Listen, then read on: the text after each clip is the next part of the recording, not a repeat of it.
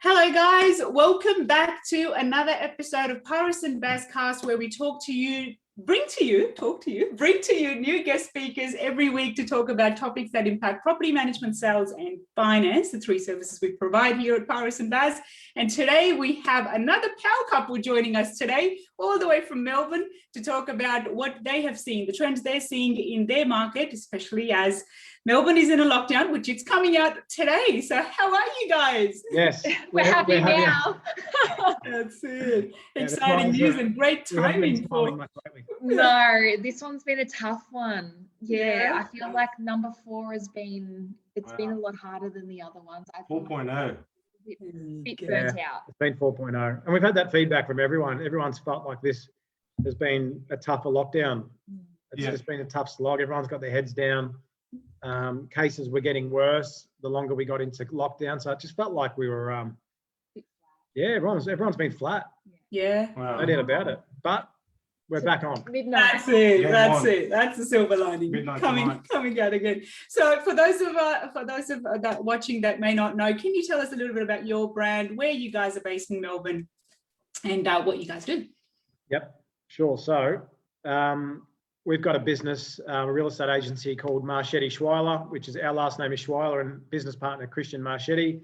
We're in the northern suburbs, so our core areas around Doreen, Mernda, Whittlesea, South Morang. So out in the northern suburbs, about 45k out of the city, thereabouts. And our agency is just had its first birthday, so we're 1 year in. Happy birthday to us. And Emily has only just joined the real estate world, whereas I've been in for not all that long. Late October 2017, I got into real estate. Wow. And I was just working for one of our competitors down the road, and you know, got into the role and super passionate and loved the work.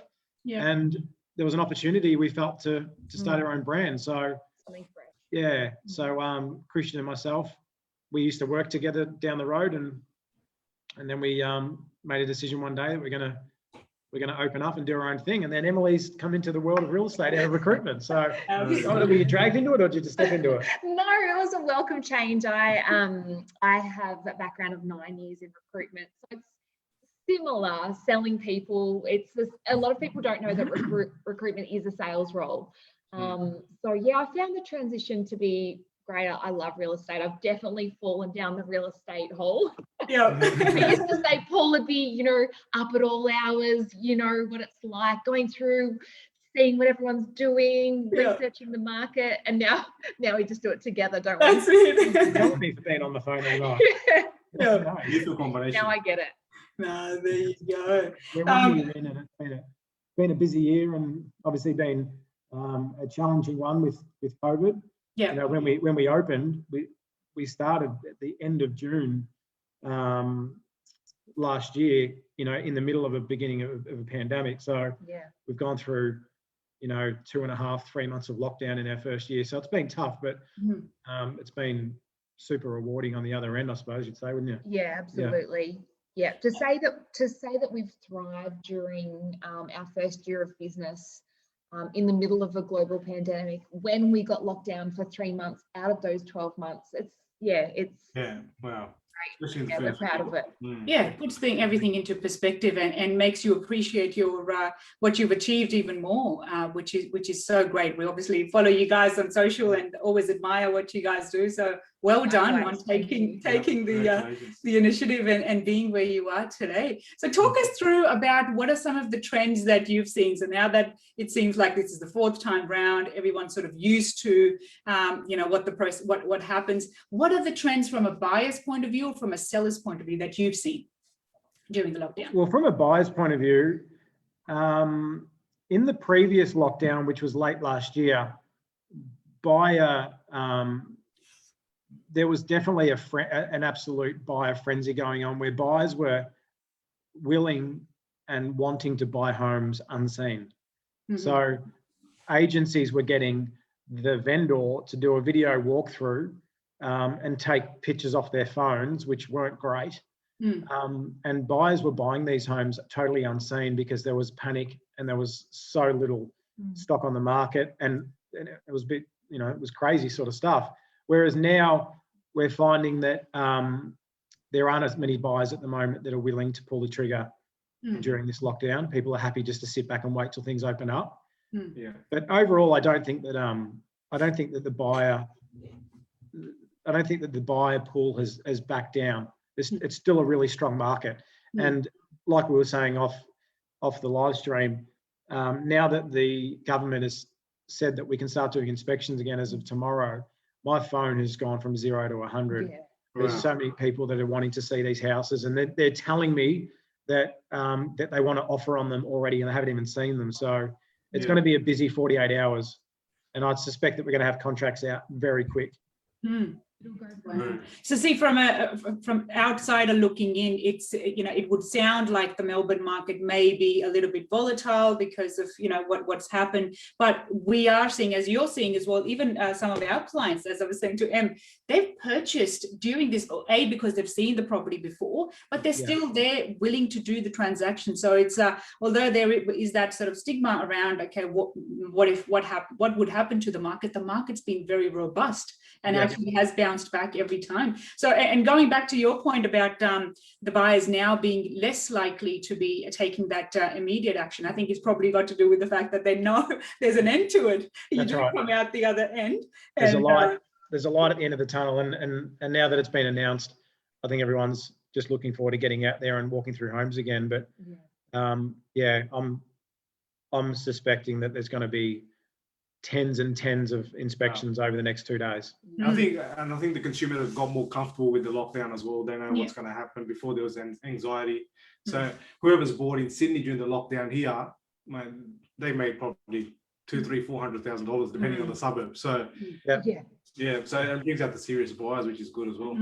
For sure. I like one-on-one appointments too, by the way. I open for inspections are easier because you can get everyone through in one cluster. And then pick out the ones that, you know, are worth dealing with. But one-on-ones, I actually quite like the way that you're forced to do business with one-on-one. It's great. If you've got to qualifying buyers before you meet them at the house, I enjoy it. I prefer it. It just takes longer to get through them all. You know, I remember last lockdown when we could do one-on-ones only. I had a home on the market here in my core area. And we had 49 groups through in 10-minute intervals. We were there for nearly 4 hours. Oh wow! I ended up swapping halfway through with one of my colleagues. Which is full on, and that was only one. And we're trying to get to all these other homes as well. So, crazy. Logistics. So how are the stock levels at the moment? Is it tight? They're still low. They're still low. Like if you look at statistically over the last couple of years, and you look at how many homes on the market, like when the market's, you know, slow here in Doreen, you'll see that there's probably 145, 150 homes on the market. When the market was, you know, even looking back 6 weeks ago, there was only about 60. And I think at the moment we're sitting around 75 or something like that. So we've still got a shortage of stock. There's no doubt about it. But I've definitely noticed that a few more homes are now coming on to the market.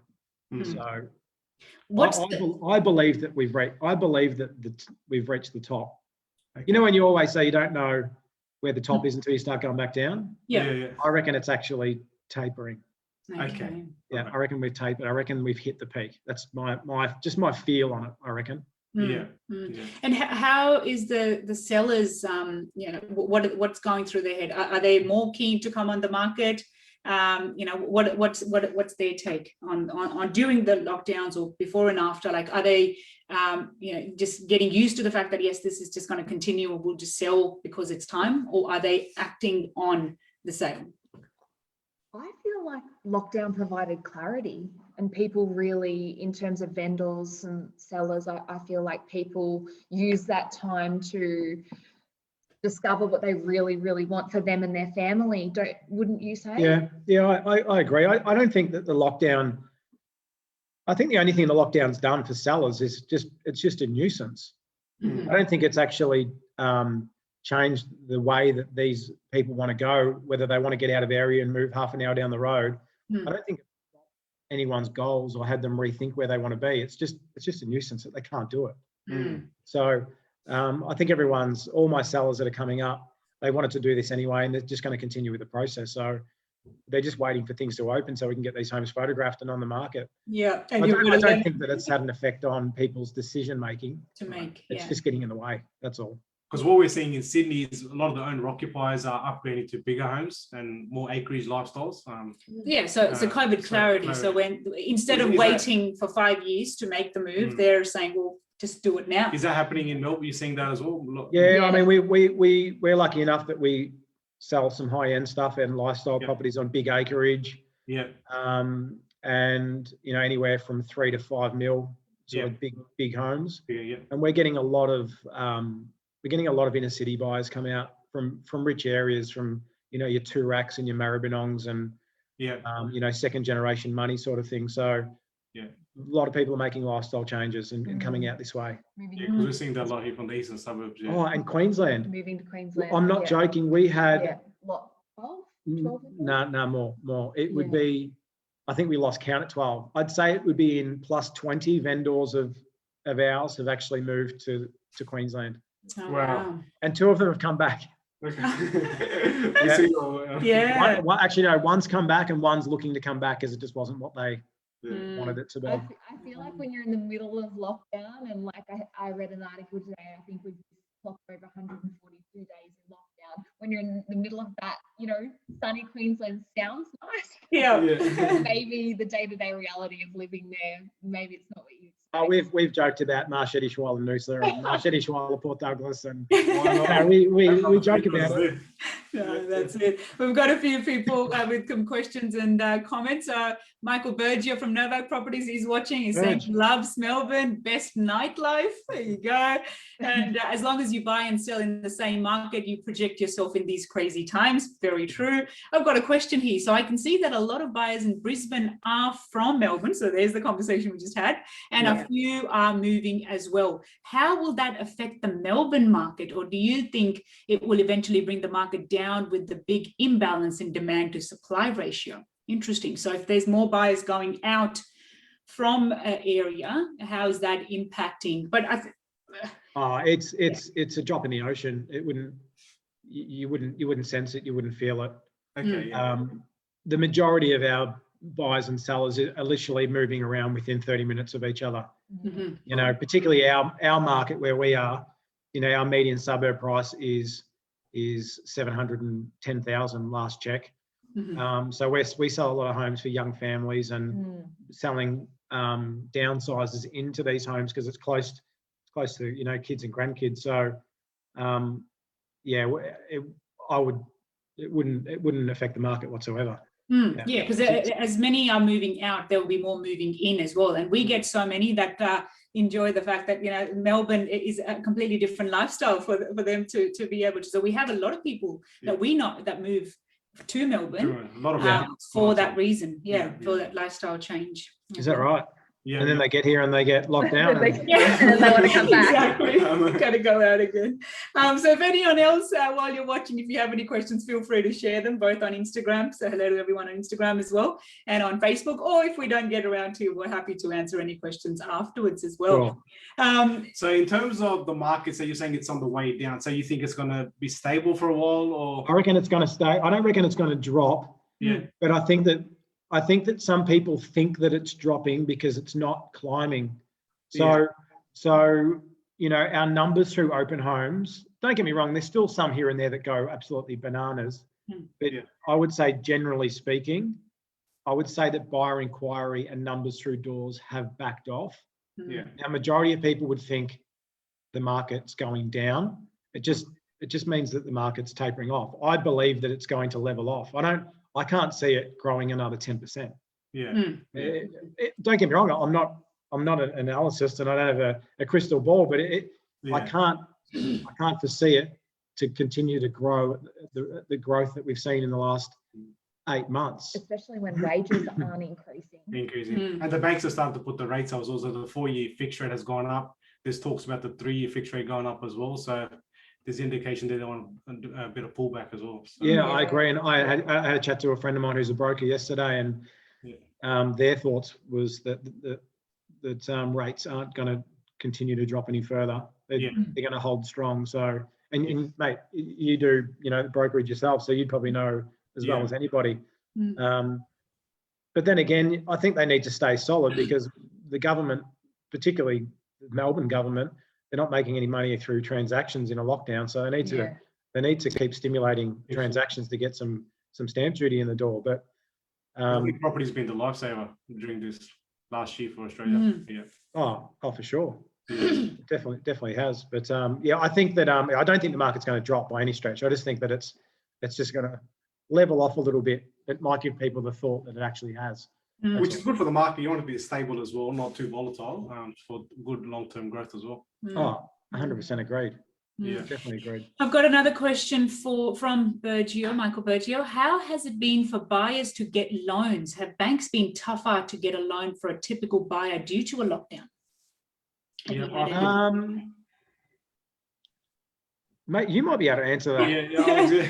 So depending on the industry, the banks are looking at what industry you're in. So if you're in restaurant, hospitality, they're asking more questions. How's your business recovered? Where were you before lockdown? So depends on the industry. It's the questions are getting asked, but loans are still getting done. Deals, look, banks, I think the application is up 34%. There was an article yesterday. So the banks are getting absolutely smashed at the moment, but depending on the industry, yes, a little bit more scrutiny. And there's heavy focus on living expenses over the last year. Yes, I've heard that, proving your expenses day to day. And the bank statements, how much you're spending. And I've heard it's been good during lockdown because a lot of the extra expenses. Everyone in Melbourne, brokers in Melbourne are like, why are you spending all your money on toilet paper? Like, why? all the toilet paper's gone missing in all Woolies. As a fixed expense. A recurring expense. There you go. But from all of this, let's talk about the feel-good things. What have been the silver linings from this experience? So the fourth time round lockdowns, what are some of the good things that have come about? Well, for me personally, the first week in lockdown it seemed to come at the right time because you're doing this job anyway, you work around the clock. Yeah. It had been such a busy 5 months in real estate. Like I was getting tired. I wouldn't call it a burnout, but like I'm not a robot. And it was kind of nice to be forced into a break where I could hang with the kids for 10 days. And my wife, of course. It was good just to hang back and just chill and sit back and evaluate where we are, how we got to where we are, give you time to make a plan on what the steps out of lockdown look like. And also work at I suppose the more strategic work on the more strategic side of the business. You understand running your own business, both of you together, that you're just running day to day, and as you know, real estate, you do punishing hours, and it's been nice for us to not have to do those punishing hours at the operational level. You can kind of be more strategic in regards to where to from here. It's a good reset. Although the reset only goes for so long, because after 7, 8, 9 days, I was scratching. I was ready to work again because I like to work. It was a nice week off, but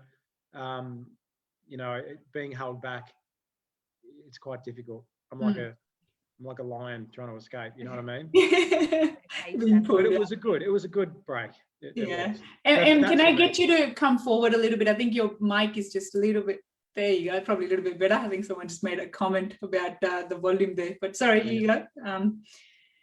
So that was probably the best thing for us. And I suppose we're lucky and we're fortunate that we're in a position that we can have 2 weeks off and we're okay. But there's a lot of people out there that aren't doing so well, which is hard. So it's been good. Like we've always been a community-based business anyway, but Emily gets out there and gets around all the small businesses, and Em runs a community Instagram page as well, which we try and pump up everyone. We've definitely ramped that up over the lockdown.